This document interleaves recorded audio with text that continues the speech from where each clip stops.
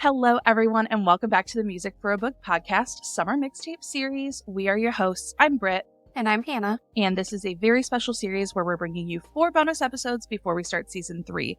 In these episodes, we come on with a guest host and have a book club style discussion. Yes, and for our 4th and final episode of our Summer Mixtapes, we are so incredibly excited to be discussing the book A Sea of Song and Sirens by Whit Stanfield. And we are even more excited to welcome the author of the book herself.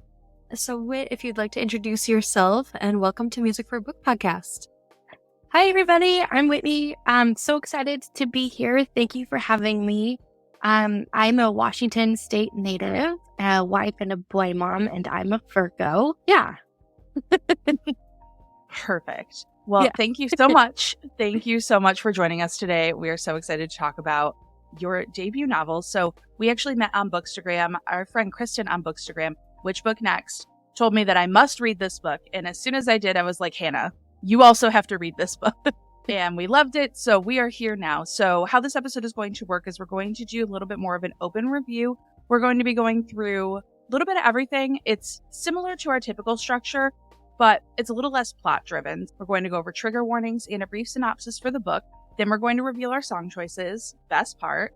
And then after our song choices, we're going to move into the book discussion. So we're going to cover anything and everything that happens cover to cover inside of this book.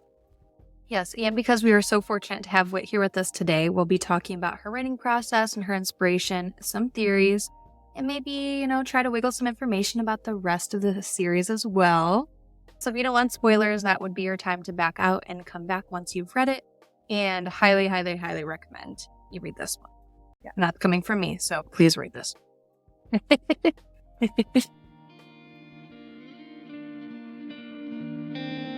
Dear reader. So, some book and theme warnings. This comes straight from the content warnings in the book. Mature language, past trauma, death threats, abduction, imprisonment, coercion, descriptive foreplay and mature sexual themes, death of a wild animal in self-defense, violence, mild gore, brief sexual assault, murder, and mentions of suicide. Again, you know yourself best, so always check your triggers before you dive into something if you have concerns. Synopsis is, raised in a trading port, I'd seen my share of attractive sailors, but I'd never cared to get to know one, let alone allow one to follow me around, drawing my neighbor's suspicions that I was a seductress.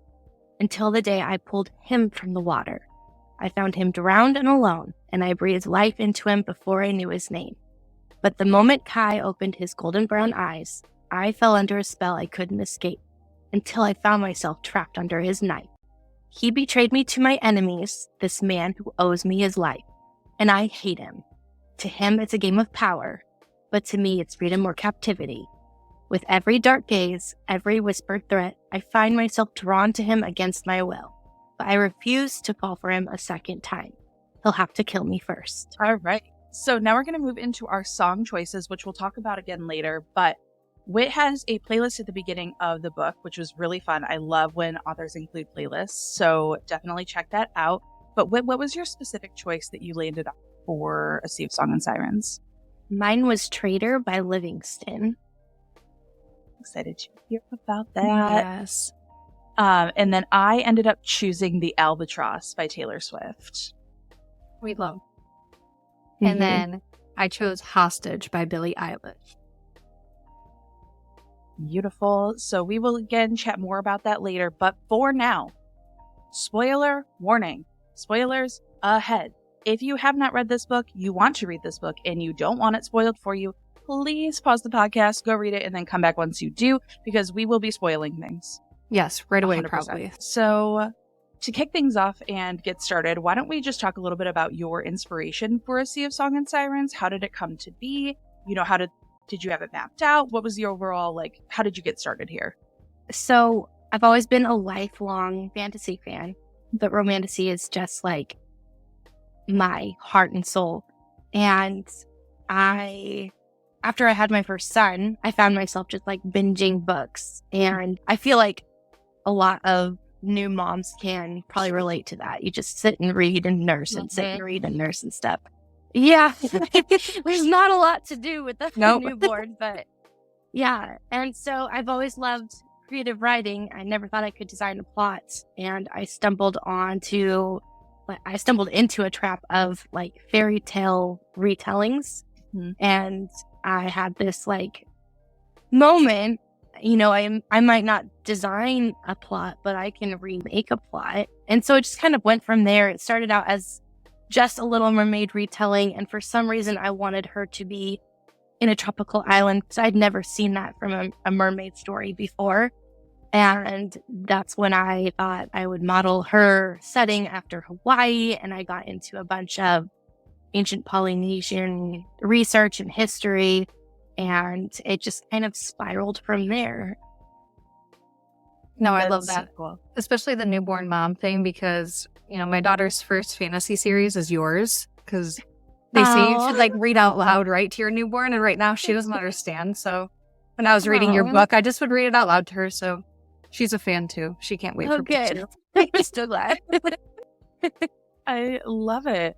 And what was like your writing process? Obviously with a fantasy, you have to have like a more detailed sort of structure and plot and ideas. Like, did you plot it all out? Did you just dive head first and start writing? What was the overall vibe for you? So at first it was just a hobby to to escape mom life and just be creative because it is very easy to get into a rut and lose yourself when you're a mom of young kids. And so I just would escape downstairs, sit at the computer, type for a while.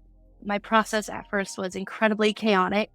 It was random scenes that would pop into my head and I felt like I had to get them out. And once I started actually getting serious and feeling like I owed my characters an actual story is when I started really diving into their backstories and developing a plot and outlining. So everything is outlined now from this point forward. And I don't think I could go back to pantsing, to be honest with you. I think that would stress me out. Yeah. What's been like the most surprising thing you've learned about yourself though through this writing process?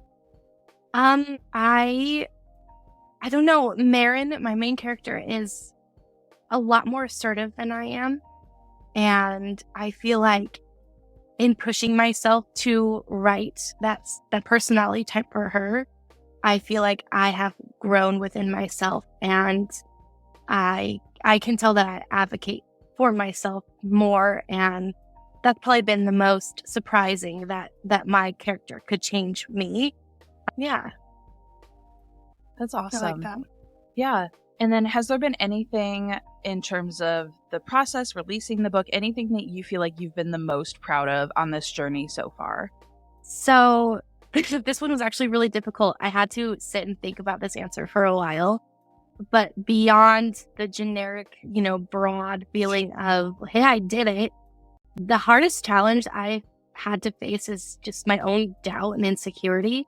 And I know any author can, or any person really can relate to that. But it is very hard to put, your soul into something for 2 years and then be like, here it is.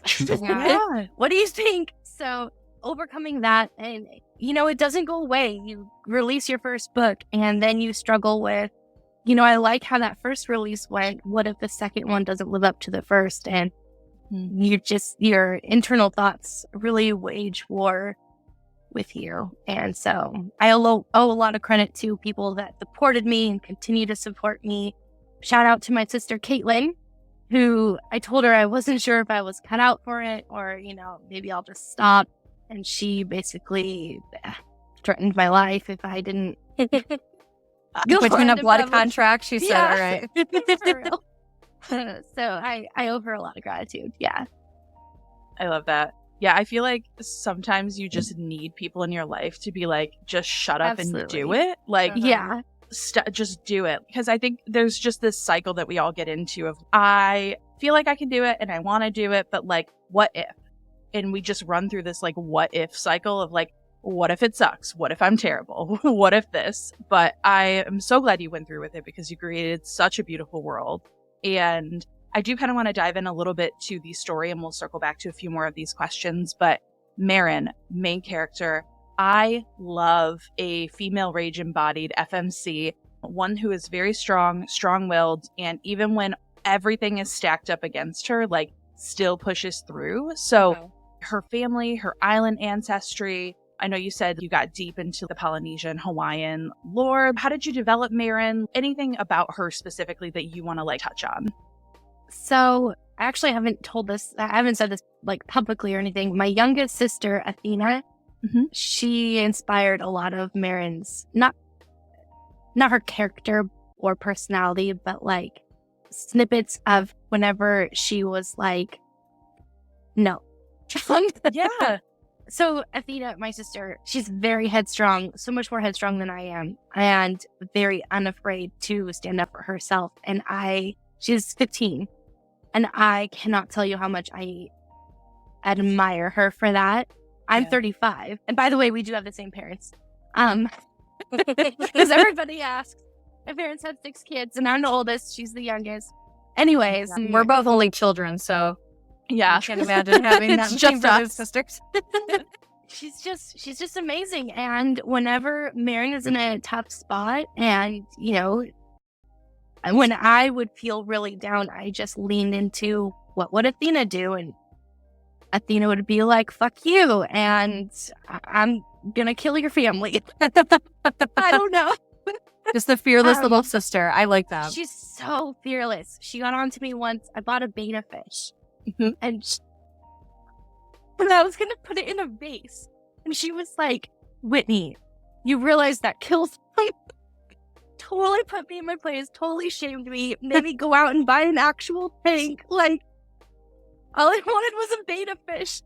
She's amazing. Shout out to her too. I love that. That's so fun. So we also have our MMC. So we have Kai or Nicholas. Now, at the beginning of the book, you know, Maren rescues Kai.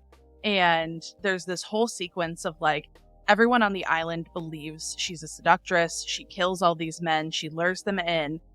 And yet, from our perspective and what we see is her literally rescuing a man who was blistering and on death's doorstep. So that kind of sets up the story. And obviously we have a major betrayal, like jaw-dropping betrayal before we move forward. So talk a little bit more maybe about Kai, the inspiration for him, how you feel like he and Maren kind of balance each other. And we have so much more to talk about their story for next book too. Kai was my most difficult character to really nail down. The first draft, he was such a golden retriever simp, and his growth was, you know, the most out of all of my characters. He changed the most, and part of that has to do with the main trope that I went with. Enemies to lovers was not the original. Originally, it was a forbidden romance between Kai and Maren, and originally she was supposed to be engaged to his brother Hadrian. And the whole betrayal didn't happen. She was kidnapped from her island by Than, signed her contract without Kai in the room or on the boat, and he didn't know, and all of a sudden she was in the castle engaged to his brother. And so it was just a completely different story. And I met my developmental editor, and she was like, let's work on Kai a little bit. Like, he's not very layered. And I was like, you're right. So let's throw this curveball in here and give him some decent layers. So it took away from the romance aspect of this book a little bit, because their romance didn't really, it kind of starts in the beginning, then he betrays her, and then at the end it's kind of popping up again. So that's the one downfall to the blueprint that I ended up going with, but I still like it anyway. So yeah, for me it felt like refreshing too, though. The betrayal, that first betrayal, I was like, what? So I definitely vibed with this blueprint. It was good.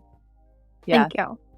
Yeah, I feel like it must be hard to like take what you envision and have to change it, because like the story is just driving it in a different way, and like your characters are moving in a different way even though you visualize them differently. But I do feel like all of the ties into his family in Calder with Prince Hadrian and how everything tied together felt like very organic and it made a lot of sense, their placements in the story. So in no way, shape, or form did I feel like at any point I wanted Kai to be any different, or I wished, because I think sometimes what happens in these books is that like we get to the romance almost too soon. And I am a slow burn truther. I feel like slow burns, just like the satisfaction that happens when you finally get there, I feel like creates like tension and depth. And yeah, like Hannah said, that betrayal, my jaw dropped. I messaged Kristen immediately and I was like, what the fuck is this? What is this? Oh, but also too, I read over Kai's bonus chapter where he gets back after the betrayal and he's just saying like, I left her to die. I left her to die. And they're like, oh, tell us about your fiance that you brought home from this island. And he's like, what are you talking about? What's going on? So I love that we got that like bonus perspective from him and realizing that obviously Than has, you know, a hand in the pot, stirring some shit around as he does. So it's just interesting to see like all of Marin's perspective in this betrayal and not understanding like why things are happening.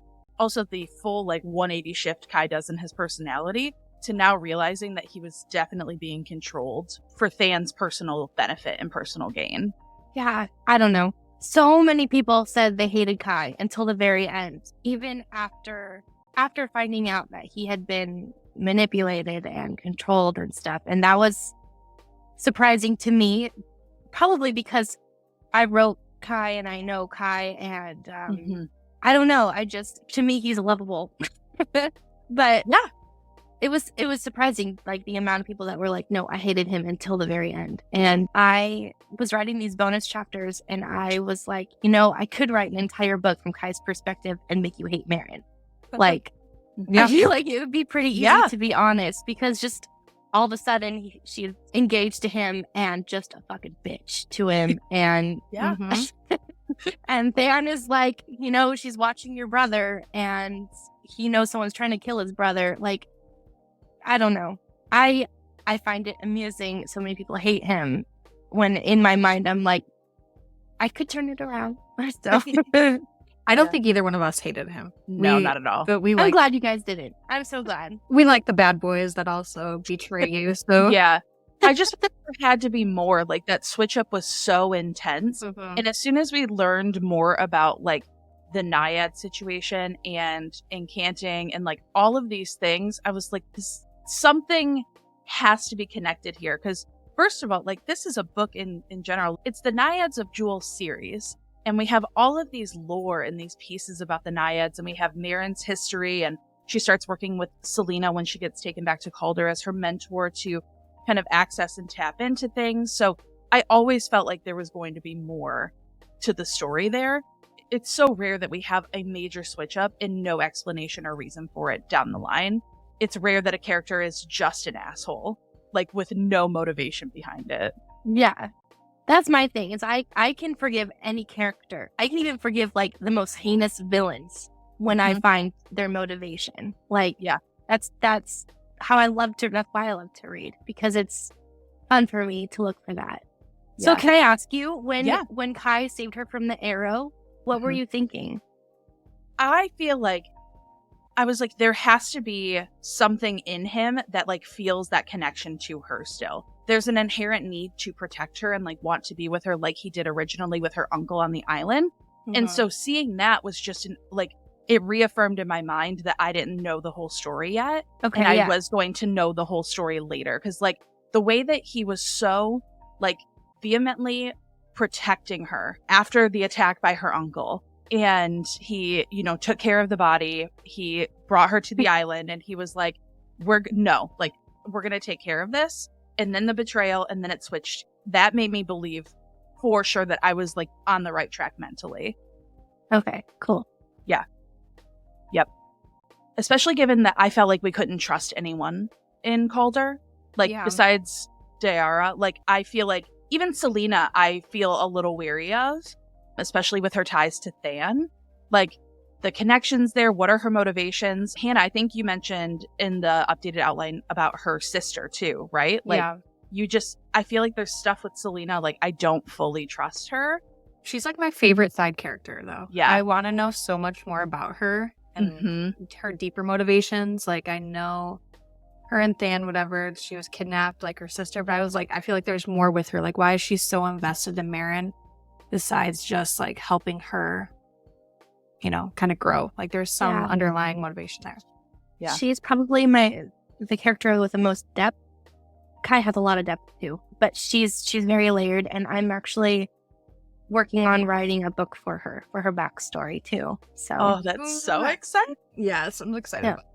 Yeah, no, I agree though with Selena. Like, as soon as we were introduced to her, I was like, I need more of her. I'm so curious. And also, Than is very interesting to me too, because like, if there was any character to hate, it's literally him. Or like any of the island, like anyone from the Hani, like those are the people that I feel like I had the strongest hatred toward, because I'm like, you guys are being rash and unreasonable. But but Than is interesting because like he's obviously working like for his own motivations and stuff like that. But what's the bigger picture here?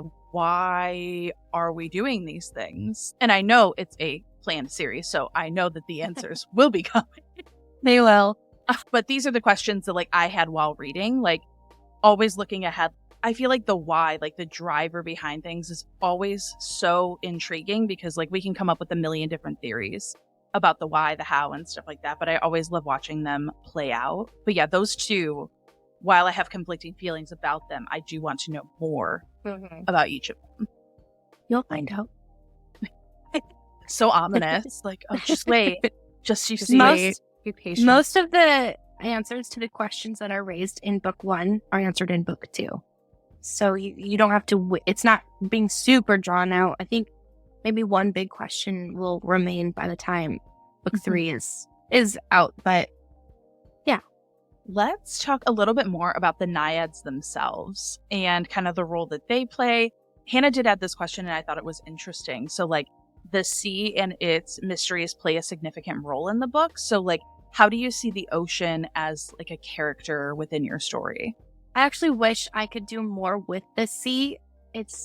I love abstract writing, and I don't know that everybody does. I also love plot, but I mean it's slow. Abstract writing is slow, and people get bored, and so I can't do that too much. But yeah, I don't know. The sea is mischievous, and you can't really control it. And I love the thought or the lore of somebody manipulating the sea to their whim. And I think that's, I mean, when I first made Maren a mermaid or a siren, really incanting was her only power. And I got to a certain point and I was like, she needs to do more.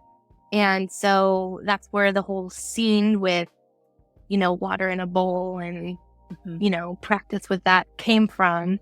And it really grew into more like elemental type powers that come up in book 2. But the sea specifically, I don't know. It's just, there's a quote in book 1. I don't know if I can find it. But basically, Maren thinks about why she loves the sea and thinks about the fact that it's calm and chaotic and it can be jealous. And I don't know. I love the sea personally too. So I wish I could live on the ocean. I don't, unfortunately. But yeah, me too. Yeah, I don't know that I have a great answer to that question. I just love the sea. That's all. No, that is a fine answer.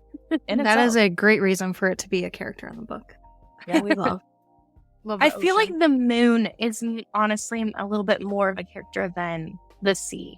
Like Maren talks to it constantly. Yeah. And the naiads are lunar creatures. So it's expressly in the book, but all the men look to the sun and all the women look to the moon. But naiads, whether or not they're male or female, like they'll look to the moon because naiads are lunar creatures. Yeah. They get their power from the moon.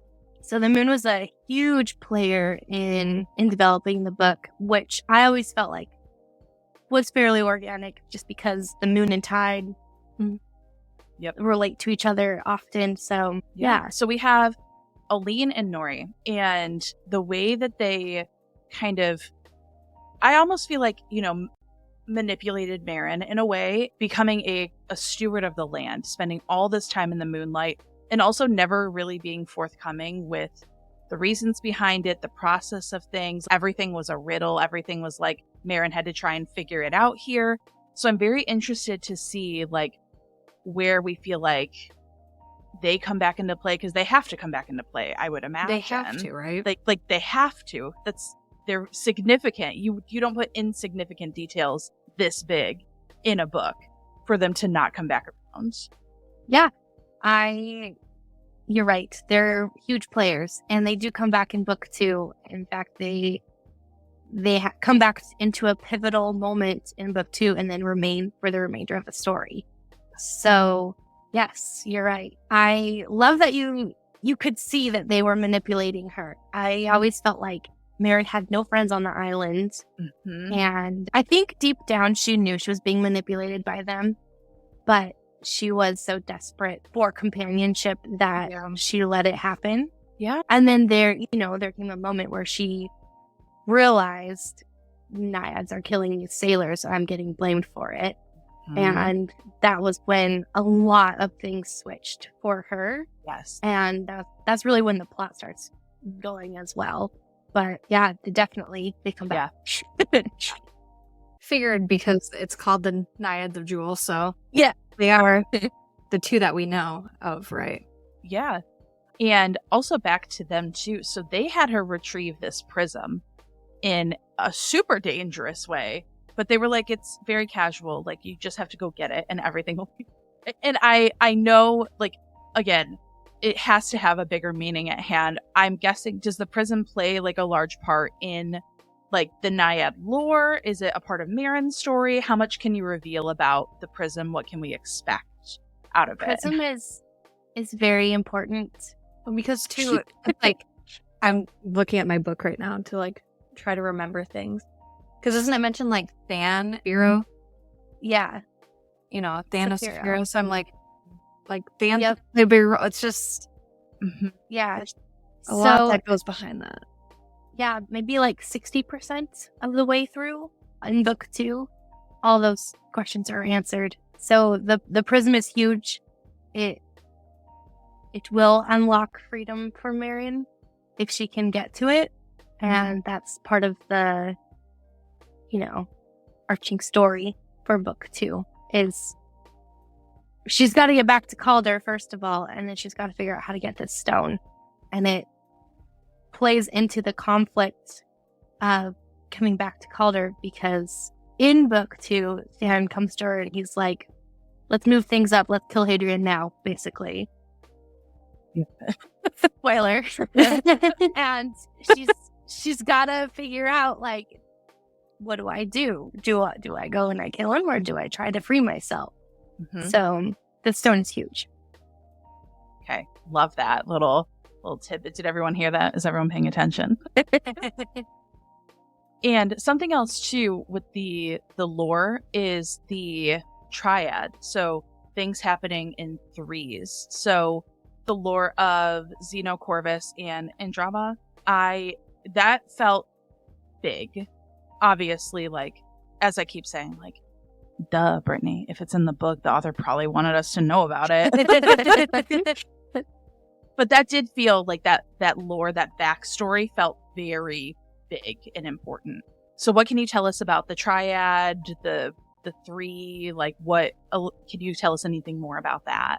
Yeah, it is big. It's an entire chapter, and I'm sure it feels like it came out of nowhere and then it goes away and it's not brought up again.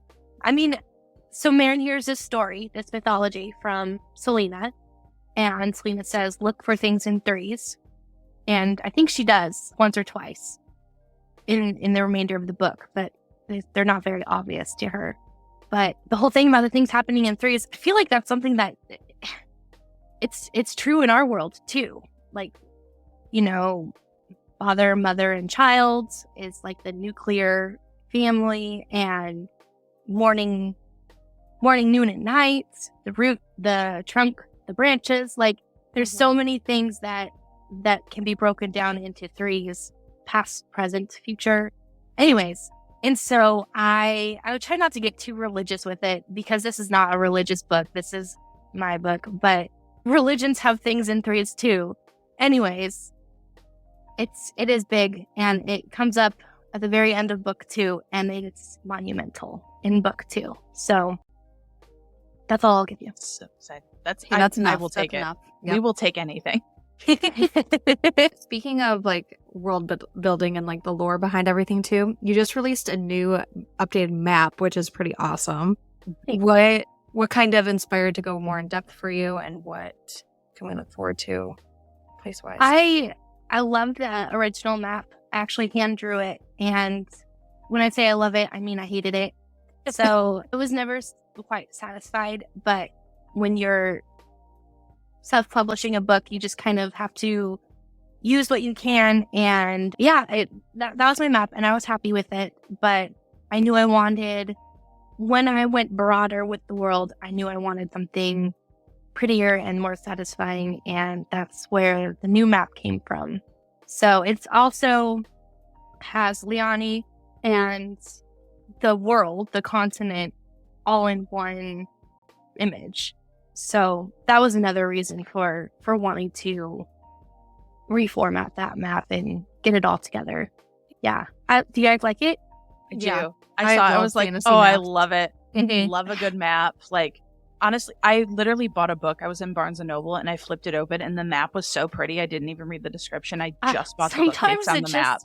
Yeah. The one in, what is it? Is it When the Moon Hatched? Is that what it's called? Yes. Yes. I see it all the time on Instagram, and I haven't read that book yet. But, oh my gosh, that map is to die for. And it's like Map Coles.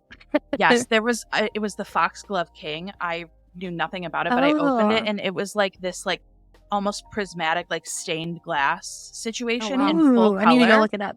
And I was like, yes, immediately yes. Like, so good. But yeah, that's When the Moon Hatched is on both of our TBRs still, too. So that's one that we will both be reading. Nice. We for should sure. read it together. Oh my God, let's buddy read it. Yes. Now, with your book, with the response, you self-published. It was your debut novel. So like, you don't know how the process is going to go. Are people going to enjoy it? Like, what's the vibe here? But how have readers like reacted to the story? Are there any responses that like surprised you? I know we talked a little bit about Kai and like how that surprised you too, but anything you wish people picked up on more? Like, what's been the response here? Definitely the Kai thing. And that's part of the reason I went ahead and did the bonus chapters, because I wanted him to have more of a voice and more of a, obvious motivation. Let's see.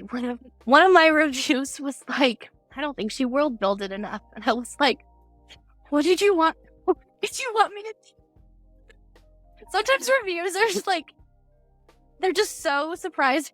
Like, do you want a 10,000 page novel? No, because the world building was like the best part of it to me. Yeah. Like, dang, that's like my one strength. I'm glad you like the rest of it. But yeah, the response has been amazing. So amazing. I have no complaints. I feel blessed that my debut release went so well. Like, better than I could have imagined. Thank you, everybody. Everybody. Thank you for putting this story out into the world. Yes, thank you. It's beautiful. Yeah. And I really quickly, we don't have to talk too in depth about it, so I just have to briefly mention Kai's massive amount of dick jokes that he said at the end of the book. I was dying because it's a very tense scene, and I was so stressed. And so for that to have the comedic drop of relief and tension, I feel like too that was a really good glimmer into like who Kai really is, and like quick on his feet, quick-witted, but still broody, still that. But how did you come up with so many dick jokes in such a short amount of time? I actually went to one of my Facebook groups, and it's, what's the name? Smut Sluts on Facebook. Shout out to them. Because I knew I wanted this scene. And so I made this post, and I was like, hey, ladies, I'm a writer, and I'm, writing this scene where the guy and the girl are chained to the wall on different sides of the room, and she has an attacker, and he can't do anything about it. So I wanted him to just taunt the attacker and get his attention back on him. So I need all the dick jokes you have, basically. And these ladies, let me tell you, this group, they committed to finding me all the jokes I needed. I still go back and I look at that post and I just laugh because, like, the sheer amount of dick jokes, like, I could have never come up with it on my own. So I just picked so funny. Picked the ones that I really loved, and those were Kai's. And readers think I came up with them. I did not. I've had readers be like, "Can you use more dick jokes?" And I'm like, "Ah, crap." This is I started asking the important question. The next bonus chapter is going to be all of Kai's dick jokes. Yeah. It's just 3 pages. Oh, yeah. That was fun. That's one of my favorite scenes because you're right. There is a ton of tension, and it is scary because, I mean, on top of a sexual assault, which is terrible, Marin is dealing with, okay, now am I going to be linked to this guy? Yes. This attacker for the rest of my life. And Kai is across from her watching all of this happen. Yes. And the romance between them really hasn't developed yet, but you know he's got feelings for her and she's got feelings for him. Yeah. So huge tension there. And I do think the dick jokes were exactly what it needed. Yeah. On top of, you know, getting the attacker to turn around and focus on Kai instead. Absolutely. Yeah, I feel like it was a clever way to have that distraction and just like taunting him. It made it good. Yeah. Good choice. Thank you. Now, a couple of theories that we'll talk about. The biggest thing that I had a question of is, are we going to find out who the fuck was in Selena's room and what's going on with that? Who's being stowed away? I'm so confused. I have so many questions. Do we find out? You do find out. Definitely trying to think of what I can give you. You find out, and it's somebody that you've known the whole time. Interesting. All right. Okay. I will accept that. Yes. And I haven't read the prologue yet. I know you mentioned it about, like, that's where we find out more about Marin's mother, but Britt did tell me a little bit about it. Because I know that was, like, one of my biggest theories is, like, who is she? And, like, how did she die? And, like, is she still alive? Did she have power? Like, what kind of goes with that? So I need to just read the prologue before the book just so I can learn. All of that gets answered, too. Not just in the prologue, but throughout the book. All of it. Marin finds out who her mom is in book 2. Cool. Beautiful. Oh, I did have a weird little side, question, but the attack from her uncle was like a really harsh switch in behavior because this was someone she did feel like she could at least remotely trust. So was there a chance that her uncle was actually incanted? Because that was something that I thought about. Or did he just like lose his mind and try and murder her? So, do you want a spoiler? I've been thinking about this, actually, since it came up on your outline, and I could give you a spoiler. I could not. So, whatever you guys decide. Hannah, what do you think? I want a spoiler. I am a spoiler girl. Throw it out. There is a curse on the island of Liani. All the islanders, instinctively, even if they don't know what naiads are, they don't trust naiads. Interesting. Okay, so like he wasn't necessarily incanted, but there's definitely like a bigger force at play. Motivation. Well, so on top of that, if you remember, Hessa was not born in Liani. Yes. Okay. He was born in Calder. His parents are from Liani. They moved to Calder. That's where he learned to read. Yes, he moved back as a young adult with his parents and, met his wife, who is Marin's aunt. And so he tells her when he's trying to kill her, I know you're not a witch. Even though the whole island knows, I know you're not. But it doesn't matter. Oh. And as far as the switch in his personality, I feel like if you are premeditating murder, then you're probably going to try and get close to that person. Yes. And not let them know your intentions. And so there, from the beginning of the book, from the very first line, she knows somebody's trying to kill her. Mm-hmm. And he's the sweetest family member that she has. So you're right, there was a switch in personality, but I tried really hard to back that up with evidence that you will continue to stumble upon even into book 2. Yes. And I think book 3 too. So yeah. No, it was just one of those like small details that I was thinking about that I feel like upon reflection or talking about these things in a reread, like that makes way more sense. But I love the little spoiler we have here. It's a spoiler, but also gives me so many more questions. Same. I'll be patient on, but but like now I need to know more.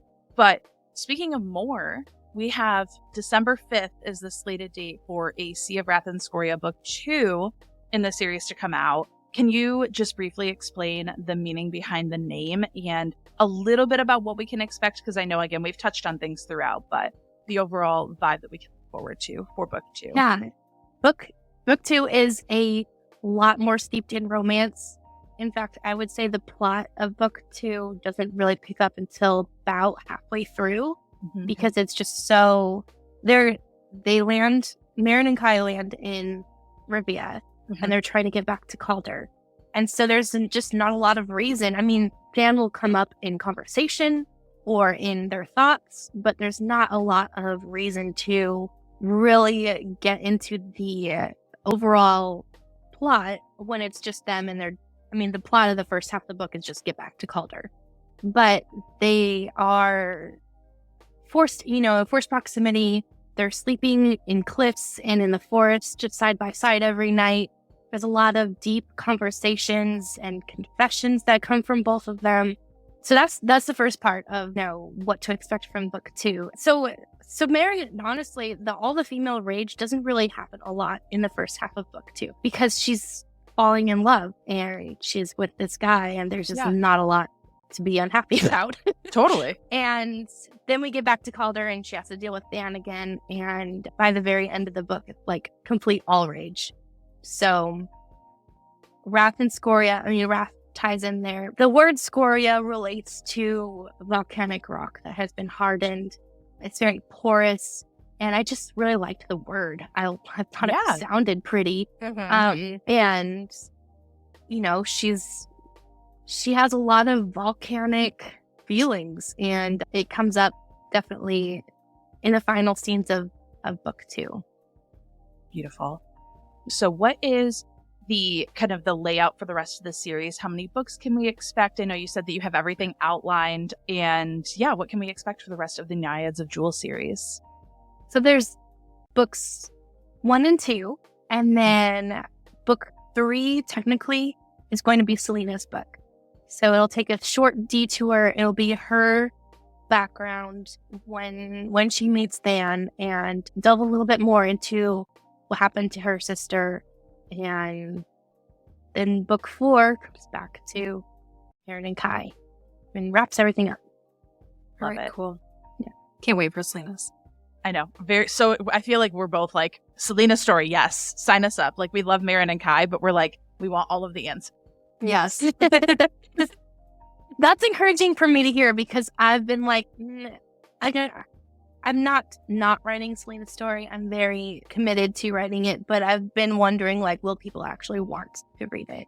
So that's motivating for me. Yeah. Yeah. I feel like the romance of the romantasy people might not be as invested because, like, they're there for the romance itself. But I feel like the true fantasy core people who just, they want the backstories, they want the world, they want the character depth.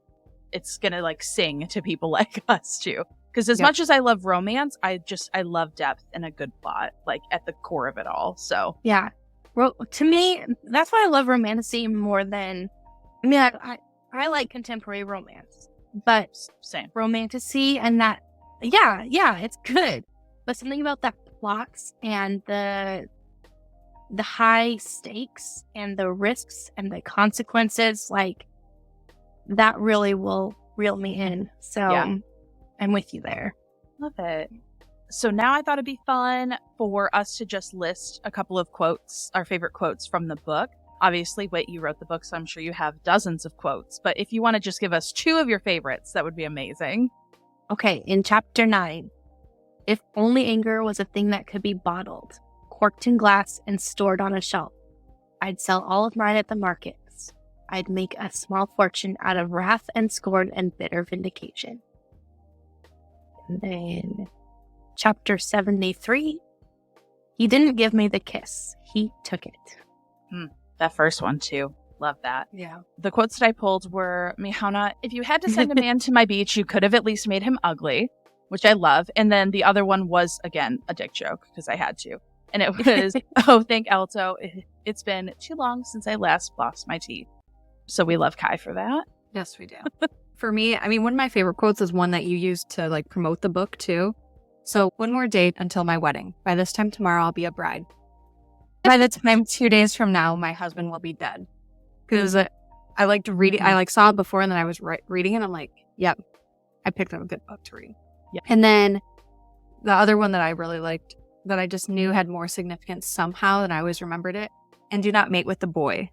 Nori enunciated the word and then skips through like, you would never be rid of him.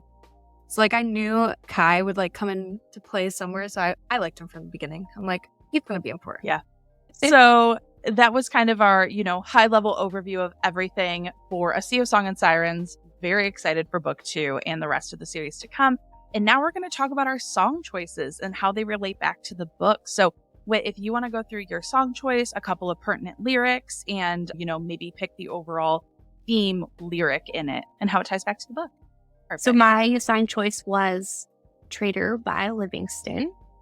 And the lyrics that stood out to me, knew you'd fool me once or twice, but you'd be back before morning meets the night. And love, I'll sleep through any dream to treat you right, but I won't be put in prison for your crimes. It should be ecstasy, but you made hell from something heavenly. Now I just watch you bleed. It should be easier to leave. Oh, I just gave my heart to a traitor. Maybe I was dumb enough to think I could save ya. Love, I'm just a sinner and I can't be your savior. Why am I the one to put myself in danger? I hear this song and I cannot help but see it from Kai's point of view. Just being so confused about what's going on when they get back to Calder. And having feelings for somebody that he thinks might be trying to kill him or kill his brother and battling with that. And I love this song. So yeah, no, I can't listen to it. Yes, and all of our songs will be added to our Summer Mixtape playlist on Spotify. So we have all of our mixtape choices top to bottom, so you can go through and listen to all of our songs, which is so fun. Now, I chose The Albatross by Taylor Swift. A couple of the lyrics here were, wise man once said, one bad seed kills the garden, one less temptress, one less dagger to sharpen. Locked me up in towers, but I visit you in your dreams, and they tried to warn you about me. And especially now that we read the bonus chapter. So again, if you guys go to Whit's website, you can sign up for her newsletter and then you get access to all of these bonus chapters and stuff like that. And you get news and updates. But in Kai's bonus chapter, he is defensive of Maren from the beginning. He doesn't understand why everyone on this island has this deep-seated hatred toward her. He's very drawn to her and he's a little skeptical of it. And so in this, where they just said they tried to warn him about her, like they tried to warn him and she's the death you chose, you're in terrible danger. Like that was so everyone warning Kai to stay away from Maren and the aspects of it. And it says, you were sleeping soundly when they dragged you from your bed and I tried to warn you about them. And that to me was like when the pirates come and snatch them up off of the beach. But specifically here in the chorus, it switches because it says, she's the albatross, she's here to destroy you. And I feel like that could go both ways for both Kai and Maren from either person's perspective. Like, you have to be careful because they are here to destroy you. Devils that raise worse hell than a stranger. So like you have to be careful who you hold close. But for me, the kind of tying line at the end here says, I'm the albatross. I swept in at the rescue. The devil that you know looks now more like an angel. I'm the life you chose in all this terrible danger. And just how there is that switch up where there's the betrayal, there's the uncertainty, there's that hatred. But by the end, both of them kind of end up rescuing each other in a way, even though they both feel like devils in disguise. So yeah, I loved this song choice and the switch up and how it felt like it almost coincided with like the plot of the book itself. I love that. Such a great song. Love our girl Taylor. I chose Hostage by Billie Eilish. And so a couple lyrics that really stood out to me that kind of caught my attention with this one and wanted me to plug it in The first one is Hide You in My Treasure Chest, which when we talk about, mermaids and pirates, the treasure chest and everything, and how I feel like Maren and Kai have like just this bond that they want to keep together and like to hide it away, but also we'll get to know more about their bond in the future. And the other line that I really liked too, it's not like me to be so mean. You're all I wanted. Let me hold you like a hostage. So we talk a lot about like Maren's like rage and everything, but I think like deep down she doesn't want to be so mean, but it's just like her circumstances and everything around there. And not really mean, but just like that anger and rage. And hold you like a hostage, because with like Kai and being enchanted and all of that too, and I think hostage is like a broad meaning when it comes to this book, that a lot of people are tied to different things. Like we didn't even really go into depth all the things that are in this book, especially like the blood contract that Maren signed and everything. So just how she's hostage to that. And the last line that really stood out to me is like, kiss me until I can't speak, because Maren can't really talk about her like naiad history or like that piece, but she does want to.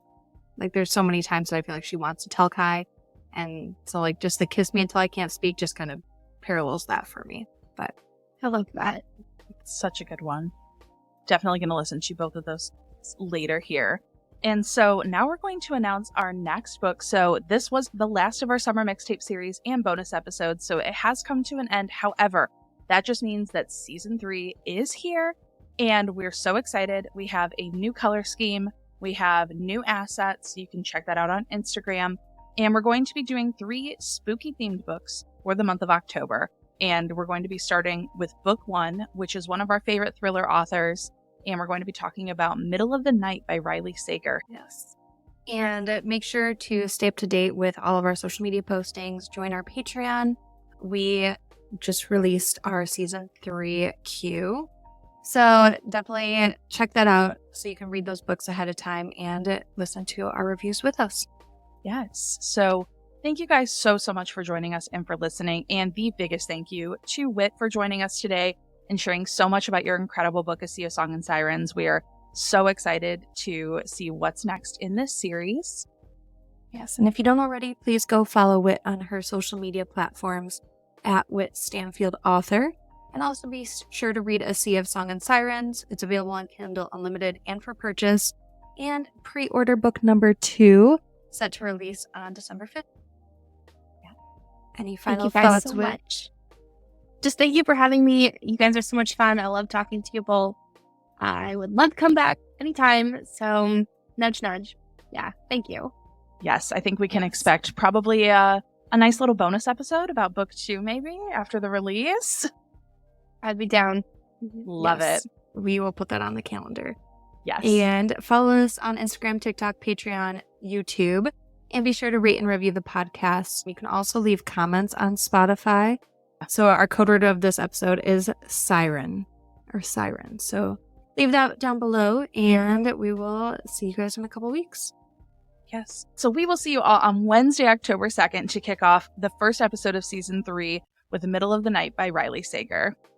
And remember, keep reading with kindness. Thanks, everyone. Bye. Bye. Bye.